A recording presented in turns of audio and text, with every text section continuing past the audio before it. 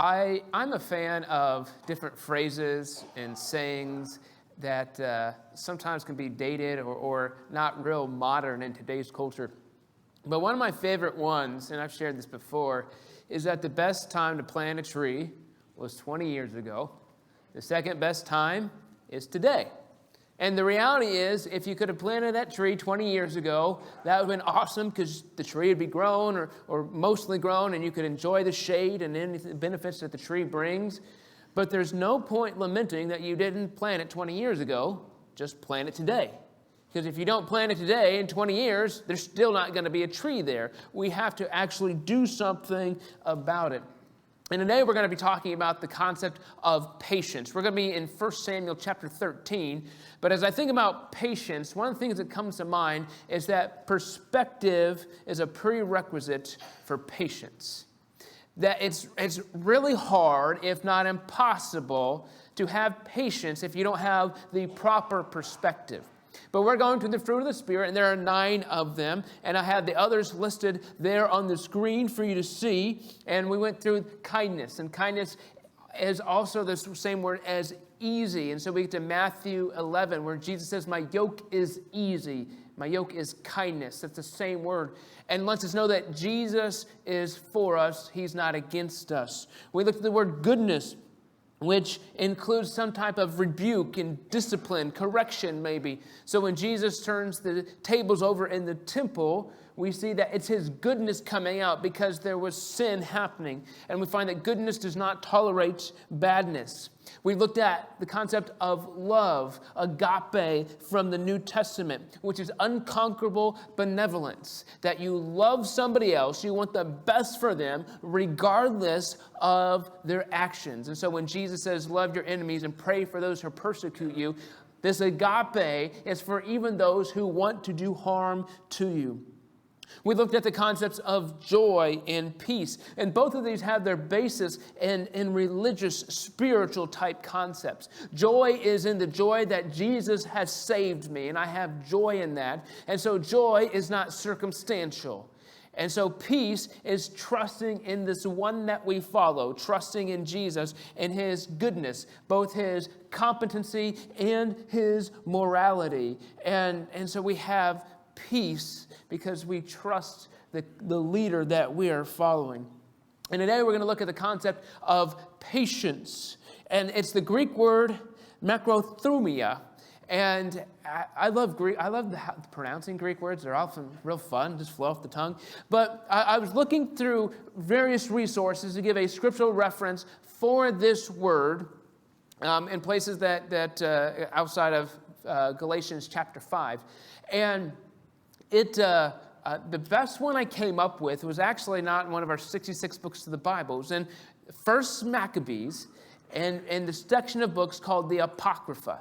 Now, Protestants do not have the Apocrypha as the sacred Holy Bible, the 66 books of the Holy Bible.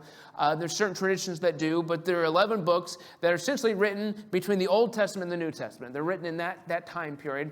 And so in 1 Maccabees chapter 8, verse 5, it's talking about the Roman Empire and how they established dominance and how they came to authority. And it says that Rome became masters of the world through macrothumia, through patience. And what it really means is that it's conquering persistence. Rome became so powerful because it had the patience to conquer its enemies. It's persistence which would never make peace. That is some of the connotations that are happening here with this word peace. Now, macrothumia is a compound word of long and temper. And so we get long-tempered, or eventually one of the words I hate, long-suffering. I hate the word long-suffering because no one wants to suffer. And why would you want to do it for a long time? But the reality is it's persistence. It's conquering persistence. It's desiring the outcome and seeing it through regardless of the circumstances. But we're going to come to the passage of the Old Testament, 1 Samuel chapter 13, and see an instance of how impatience costs something dearly. And this is King Saul that is the king now. And we find that the Philistines had assembled to fight Israel with 3,000 chariots, 6,000 charioteers, and soldiers as numerous on the sand on the seashore. When the Israelites saw that their situation was dire, was desperate, was critical, they hid in caves and thickets, in cisterns, and in pits.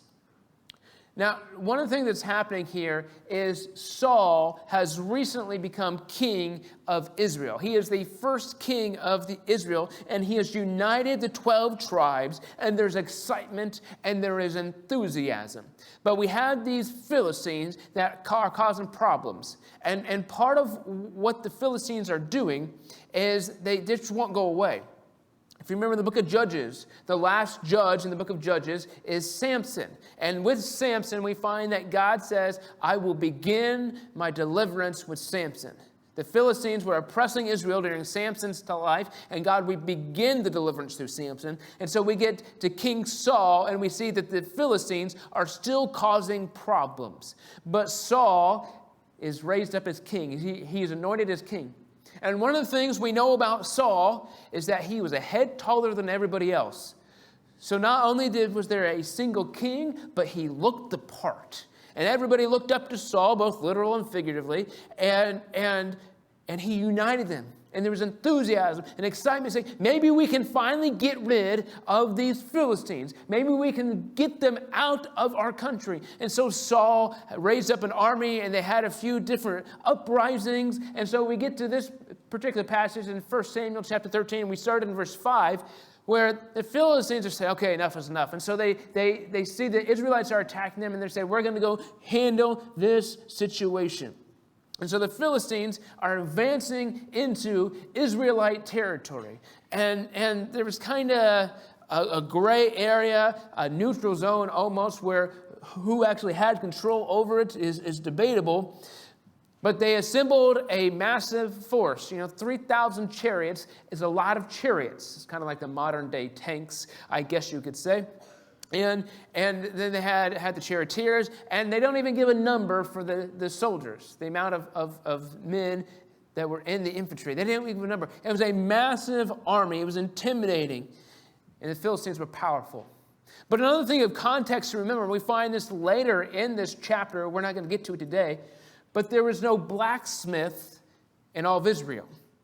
This is kind of the time period where we're transitioning from the Bronze Age to the Iron Age, and the Philistines had iron. They were fighting with iron weapons against the Israelites with bronze weapons. Now, I can't say I really know much about the difference in those metals, but from what I understand, iron is a lot stronger than bronze. And so if you have a bronze weapon against an iron weapon, the bronze weapon is not going to win.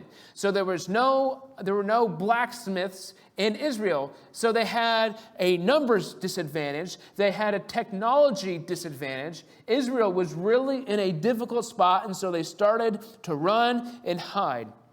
Including Saul. He was hiding. He was, even though he was the king, even though he had all this excitement, even though he had ambition for how to move forward, we find that they were hiding. They were hiding and hoping that God would deliver them from the hands of their enemies, like he promised to do through Samson. Now we come back to this concept of patience. And on some, patience is persistence. There's a level of persistence with it. But patience and hiding aren't necessarily the same thing. Patience and ignoring the situation or pretending it doesn't exist, those are not synonymous. Avoiding conflict and patience aren't necessarily synonymous. There may be times where the best thing is to avoid the conflict. I'm not saying we have to just go in guns a-blazing all the time. But the reality is, make sure we recognize that patience and avoidance are not the same thing. See, patience is persistence without wanting retaliation or revenge. Now, when we're talking about two armies going against each other, we have to make sure we take a step back and recognize that there is patience at play here, but it's not just sacrificing yourself for no purpose. So when we think about our own lives, there are times that things just annoy us, and it's really, really hard to ignore.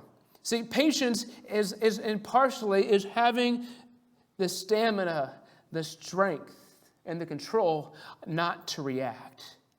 Patience is saying, that bothers me, but I'm not going to let it bother me. Now, there are certain things that bother you that don't bother me, and there are certain things that bother me and don't bother you. We all have quirks of our own personality. We all have different things that if somebody else does, it really, really bothers them. One of mine is this. Yeah. I know of a few people that bothers, and I hope you extend me some forgiveness for that. I was asking for forgiveness, not permission.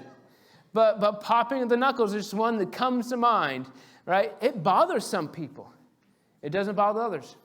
You know, it doesn't bother me if somebody scratches their fingernails on the chalkboard. But it bothers some people, right? But patience is not allowing those things to get to us to the point that we want revenge. Now, I hope nobody wants revenge because I popped my knuckles.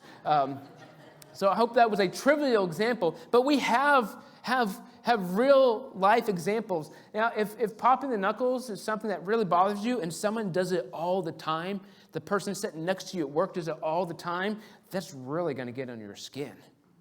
And it's hard to have patience when we have those particular moments. But when we think about patience, and particularly the concept of conquering persistence, I was reminded of the concept of things that are important and urgent and how those things all work together. You know, important and urgent, not important, not urgent, all those types of things. And I was thinking, for some reason, financially, because that's a real easy way to have tangible examples for this. You know, things that are important and urgent, I think your bills, particularly, you know, it's going to start getting colder soon. Your heat bill is probably an important and an urgent thing to make sure you get paid. Important but not urgent is retirement. Depending on your age, that the younger you are, it's important. You know, it's no matter what, it's important. But the younger you are, the less urgency that you have to actually do anything to contribute to your retirement. Not important but urgent are sales. Like when you see a flash sale or you go to a store and say, oh, there's a sale on this item.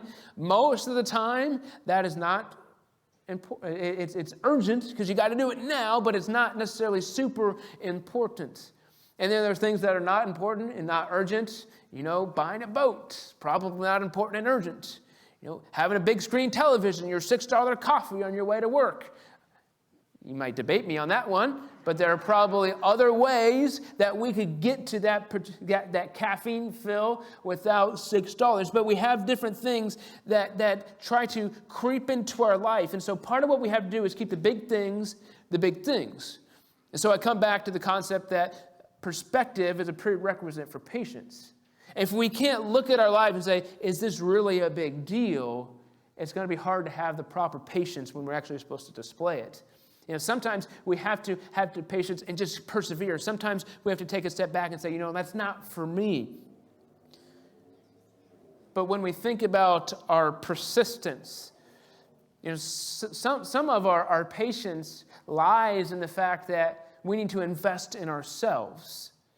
No one is going to necessarily invest in you without you taking initiative. Now, someone might try to help or whatnot, but it's up to you to invest in yourself.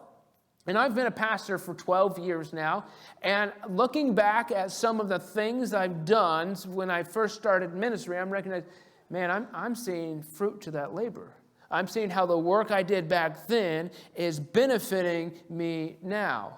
Now, I also look, I did a lot of dumb things back then, right? And we can look back in our life. I'm not saying everything I used to do was perfect, and it's made me who I am today. But the reality is, when we do things in the past, they can pay dividends in the future. We come back to the tree, right? If I planted the tree 20 years ago, woo, awesome. But the issue is not to lament that we didn't plant the tree. It's to make sure we start planting the tree. Make sure we start investing in ourselves, that we have this persistence, conquering persistence in our own life. And part of it, we have to invest in ourselves, and we have to have patience with that. Sometimes we want things to happen so quickly that it's hard to actually have that patience, which is where Saul runs into trouble. See, the Israelites are hiding because of the Philistines. In fact, some actually crossed the Jordan River. Now, the Philistia was on the west side of Israel, on the Mediterranean Sea. The Jordan River is like the eastern border. So they kept running and kept running. It's like a little Forrest Gump situation, just ran, right? And they kept going until they got across the Jordan River. They ran away. Now Saul remained, and the troops that were with him were quaking with fear. He waited 7 days, the time set by Samuel, but Samuel did not come. And so Saul began to panic, and the men began to scatter. And he said, "Bring me the burnt offering, the fellowship's offering." And he offered up the burnt offering. Now, everyone was scared, and it's understandable when there's this massive force coming down upon you. The Philistines are there threatening to attack with greater numbers and greater technology, and you have really nothing to do to withstand. So everybody was scared. Everybody was frightened. And fear is a normal response.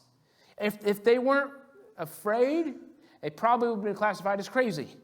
Right? We can be afraid of the worldly circumstances, even though we know God is in control. We can still fear. Now, if our fear is bigger than God, then we've got a problem. But I think we sometimes say, well, we don't have to fear. Well, fear is a natural response. So let's not condemn the response, but make sure we keep the response in the proper perspective, that we have it in the proper place. Because, we can think of Jesus and the sacrifice that he endured for us, the cross. I can't say he was skipping to the cross with joy, with glee. He may be joy, that's a bad word, with glee. But he went without hesitation, even though he knew the pain and the suffering that it was going to endure. He went with conquering persistence. He patiently went and obeyed the Father. And we're called to be like Jesus, right? We are Christians, followers of Christ. And so we need to have the same patience that Jesus had. And so we need to wait for God regardless of the circumstances, which means we have to have the perspective. Without perspective, we can't have the patience. And we have to make sure we trust who God is.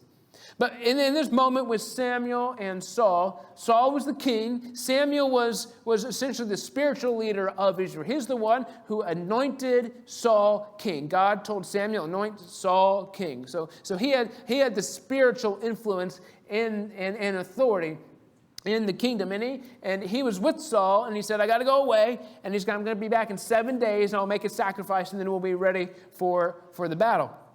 Well, Saul said, okay, and 7 days later, Saul and his men are getting anxious.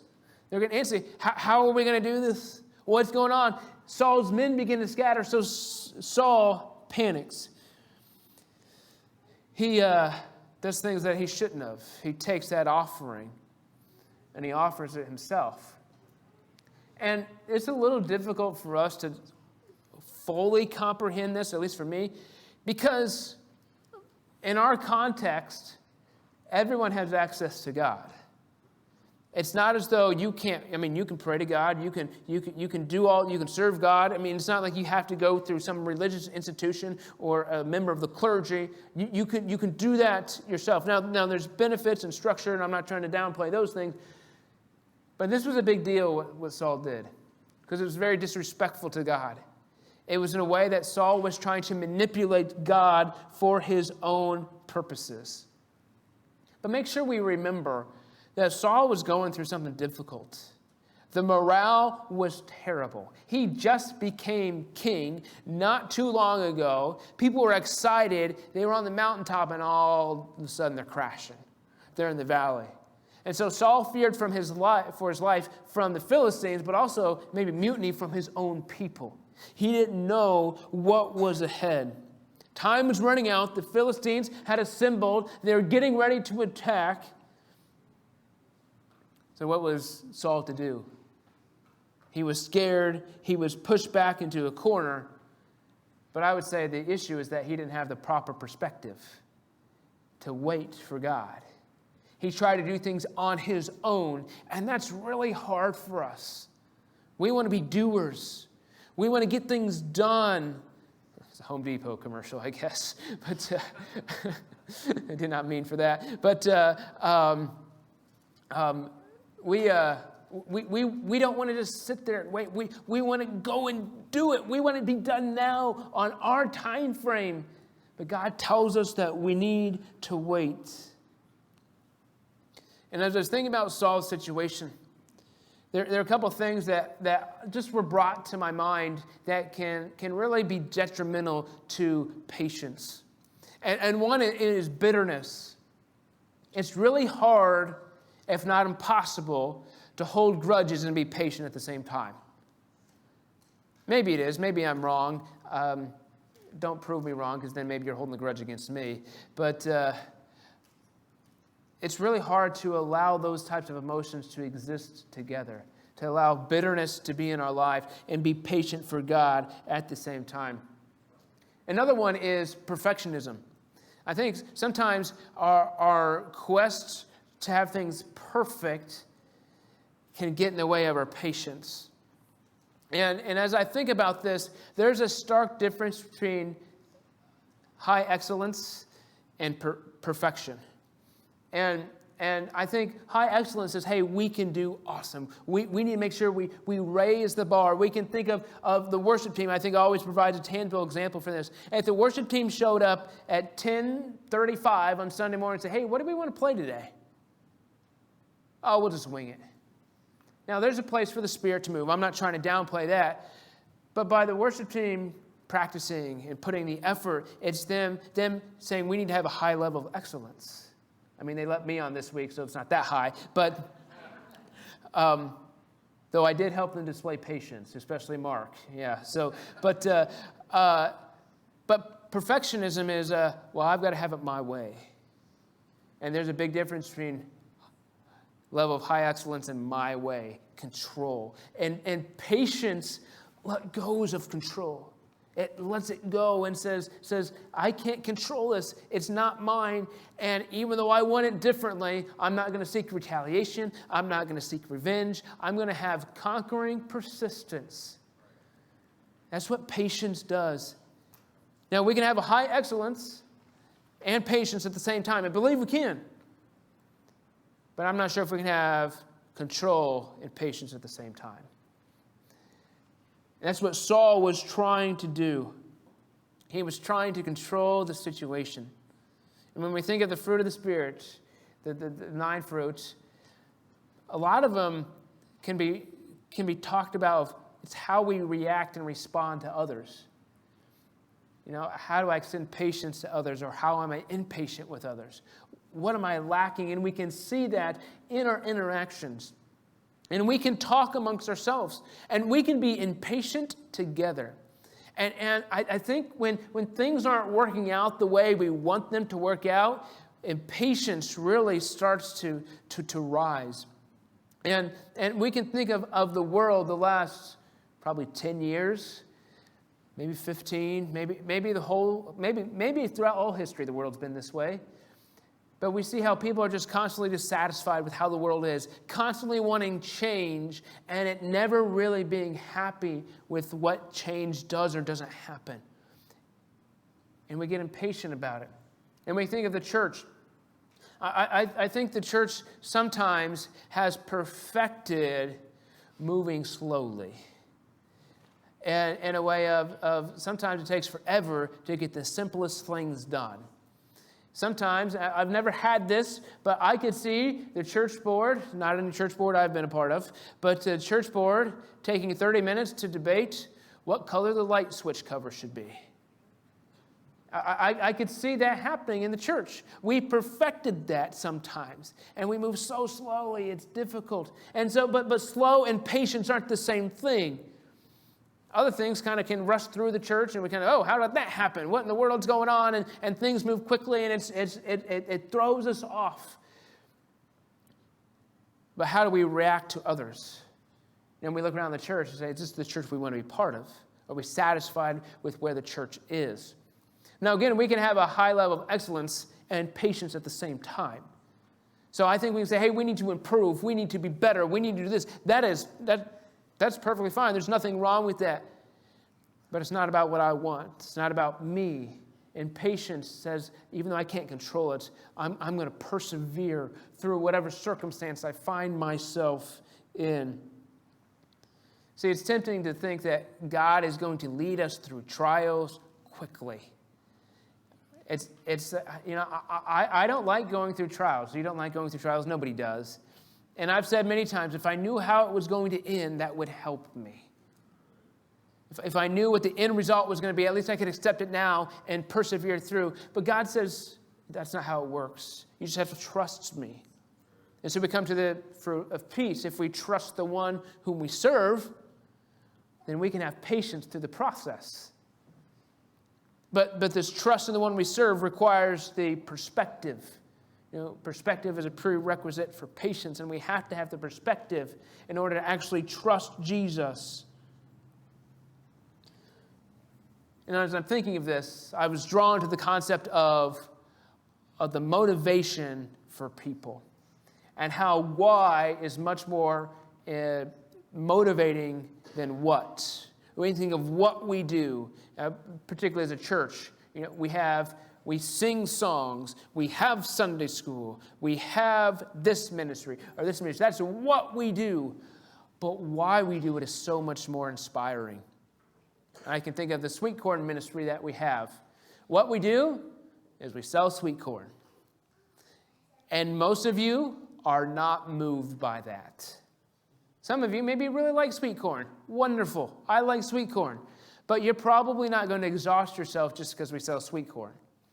See, we sell sweet corn because we give the money away to missions. Why we do it is because we are a missional church, because we are giving this away to local compassionate ministries. We're giving away to places like Cactus, the Compassionate Ministry Center in Cactus, Texas, that helps with refugees. We've sent it to places in eastern Kentucky to help with the flooding. We've sent it to Haiti. We've sent it to Trinidad and Tobago. We've sent it to all these places. That's why we do it.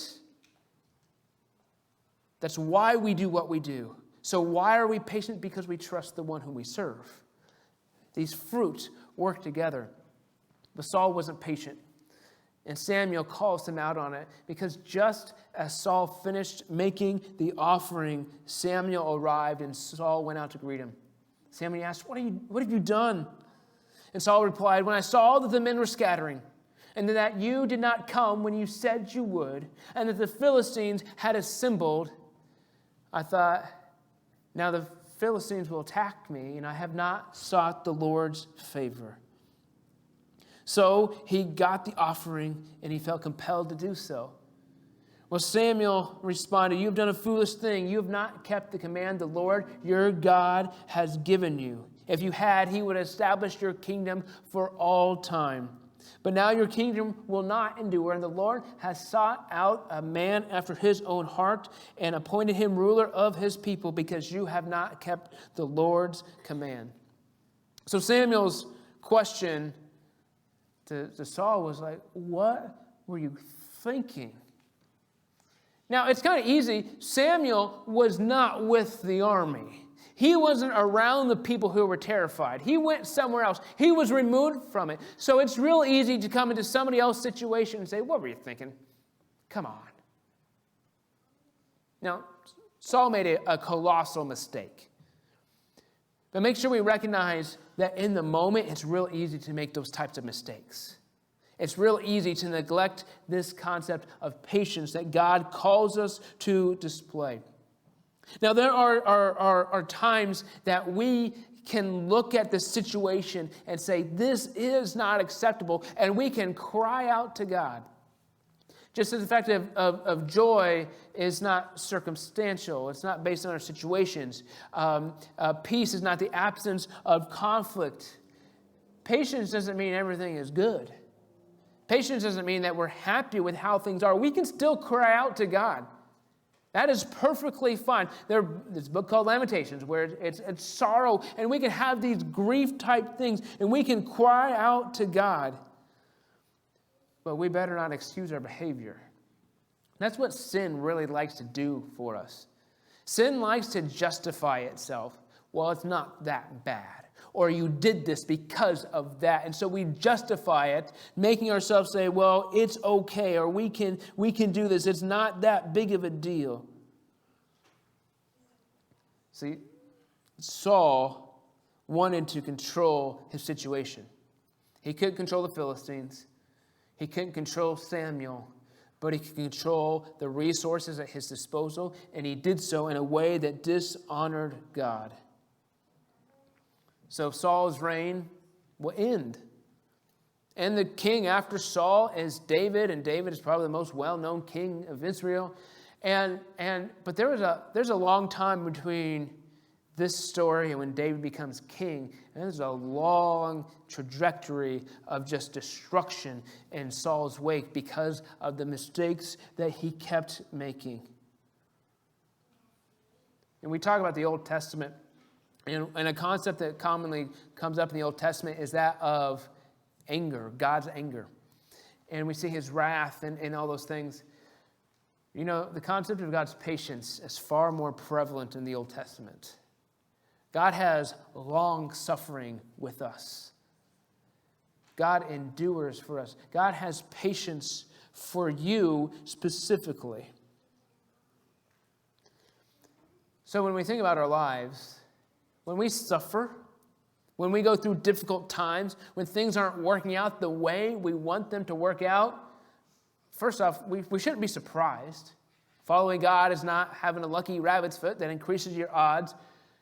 But we need to view life with patience, not seeking retaliation, not seeking revenge, with conquering persistence. Saying, this is not what I want, but I'm going to persist. I'm going to have patience because of Jesus. And again, sometimes we have to have that patience with ourselves, but we don't like patience. I mean, there's the joke of don't pray for patience because then God will give you opportunities to display it, right? Nobody likes that, right? That's a cliche joke in the church. And I imagine there are several of you that had opportunities to display patience this very morning. Some of you probably did really well at it. Some of you probably said, I missed the boat on that one. But when we can think of ourselves, if there are certain people in this world that really enjoy going to the gym to work out. And everybody else in the world hates them for that. But the reality is, and some people enjoy that, but you're not going to get into shape by going to the gym and working out for 9 straight hours. That's not actually going to get you in shape. But for 3, 4, 5, however many weeks you do 30 minutes a day, 4 times a week, you'll eventually start seeing results. And so maybe you need to start displaying more patience in your life. Maybe patience is something you really need to work on. And you look at that tree and you say, man, I wish I had the patience of that 20-year tree. Start today. It's not about, Jesus isn't concerned about the opportunities you miss. He's concerned about it, but he says, let's stop lamenting about those. Let's stop obsessing about those. Let's just start focusing on today.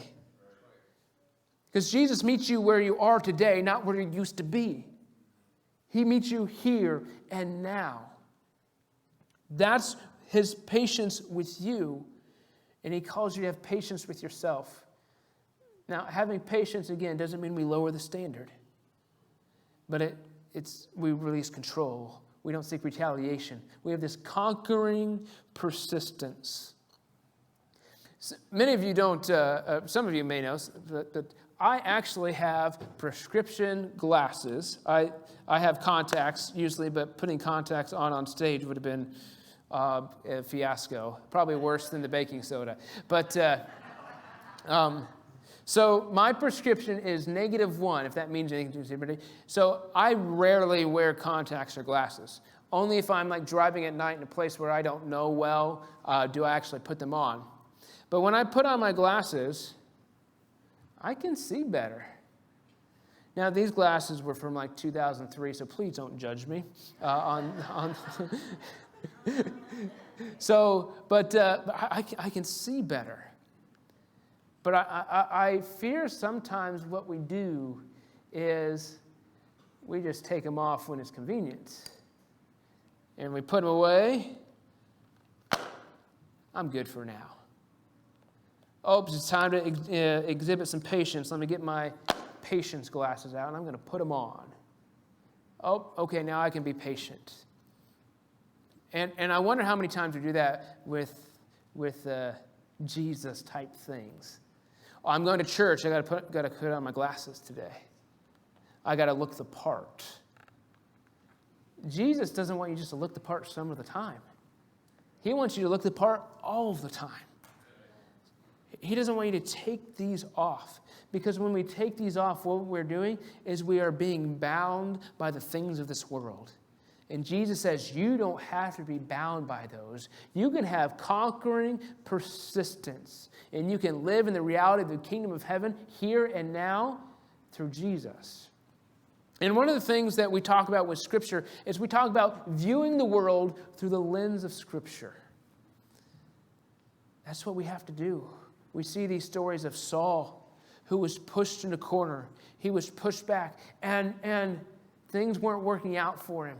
And we can read his story, and we can say, man, that is so tragic. Jesus, help me not to be like that. Jesus, give me the strength, the stamina that patience demands.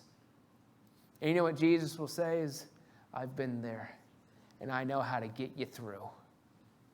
Because you know, he was. He died on the cross for you and me. He gave of himself so that we would not have to be bound by the things of this world. He did so willingly. He did so without hesitation.